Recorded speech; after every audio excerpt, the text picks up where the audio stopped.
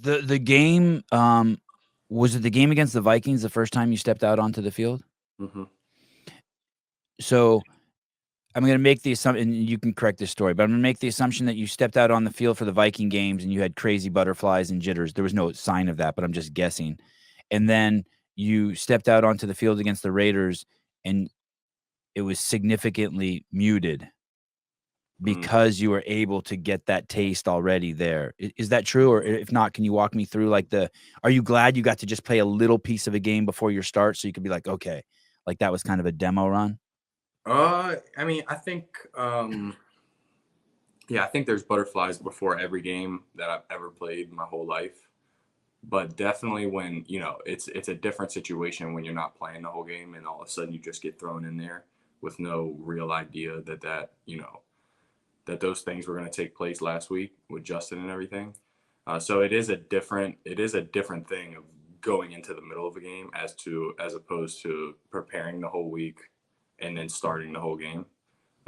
So I think hindsight, I am glad that I was able to get my feet wet before being in for a whole game. Because I mean, the games they're so intense and they're so hard that you got to be so mentally focused the whole time, which is also draining. So being able to get a little taste of that before starting a full game, I think was definitely helpful. And I guess, I notice all the people who are asking you questions, including myself, there's kind of a bit of dumbness to it. Because the truth is, like you said, this has been every Sunday since as far back as you could remember, since when you were still wetting your pants occasionally. Yeah. And so, you ever pee your pants out on the football field? You ever like as a little kid, like my kid was in a tennis tournament and he was holding it. And then all of a sudden he started playing weird. And then afterwards he comes off and he's crying. I'm like, hey dude, what happened? He's all, I peed my pants out there. I'm like, why didn't you come off? He's like, I was afraid. It's like, I go, well, you'll never forget that. Yeah. Okay. You ever have one of those? You stayed on the field too long? I think until I got to college, like I wouldn't piss my pants. I wouldn't full-fledged piss myself. But yeah, just let a little out. Third, yeah, exactly. Like middle of the game, I would just, I'd be examining myself, and there'd be a quarter size piss stain on my football pants. Yeah, like religiously every game. Yeah, and I didn't even know that I didn't even notice that it happened or that I did it or whatever. But I think once I got to college, I was just like, man, I'm gonna just make sure that I, take advantage of when we're in the locker room pregame and just try to use the bathroom as much as I can so that doesn't happen. And it hasn't happened since I want to say my freshman year of college. It hasn't happened, but I know what that is. I know what that feels like though. Just like the butterflies and then little accidents here and there, but. Nah, full-fledged peeing yourself, I would cry too. That'd be super uncomfortable. Never, not even like at 5 or 6, you never just let one fly out on the field. You were out there too long? Nah, I wrestled when I was little, and this lady was leading us through these stretches before we started practice, and I hated wrestling. And so I had to go to the bathroom, and I asked her to go to the bathroom. She was just like, no. And I was young. So then she said, after she said no, I was like already pissed that I was at wrestling practice. And I was just like, shit, all right. And I just pissed my pants. Wow. Did you get out of practice? Yeah. Hey, in the Coliseum this year, you know who Nick Matthews is? Nick Matthew, the CrossFitter? Nick Matthew, I don't. He's the dude who wears the crop top. Anyway, he lifted up like a 300-pound sandbag or 320-pound sandbag, and he said he dropped a rabbit pellet in his pants. Wow. Yeah. Wow. Yeah, crazy, right? Oh yeah. I'm like, you ever drop a deuce in there? He's like, who told you? I'm like, oh, you did? He goes, at the games this year. I was like, dang. Damn, that's truly pushing it to the limit. That's great. Yeah, little something. Caroline Morris for Tyson content. Also, is he prepared not to be damaged by fame and media like some CrossFit athletes? Do you think about that? Like, do you kind of have like one eye on yourself? Like, hey, be cool. Don't change. Be cool. Yeah. 100%. I'm super conscious about it. I feel like I'm taking a lot of pride in being as normal as possible, and not stepping out of what I normally do, staying in my realm. But it's definitely something that I'm conscious about, just because with all the media that's involved with football and stuff and all the stuff you see. Just remind myself maybe I'm not as cool as people are lifting me up to be. Trying to stay as grounded as possible. But yeah. I mean, there's things they're gonna. I mean, the first time well, you're already flying on a when you fly on a team Chartered plane. Yeah. When we fly on a plane with just the team to wherever we're going.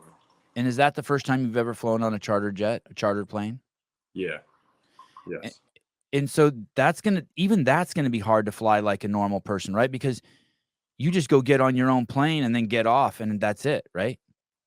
Yeah, I mean, every time I go home, I fly like a normal human being. Yeah. It's gonna start getting weird. You're gonna start hating that. You're gonna be like, TSA. I was gonna say it's gonna start getting weird when you can't fly like that anymore.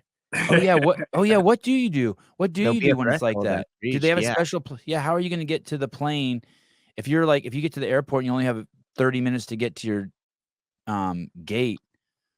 What do famous people do? What do I sprint. I don't know.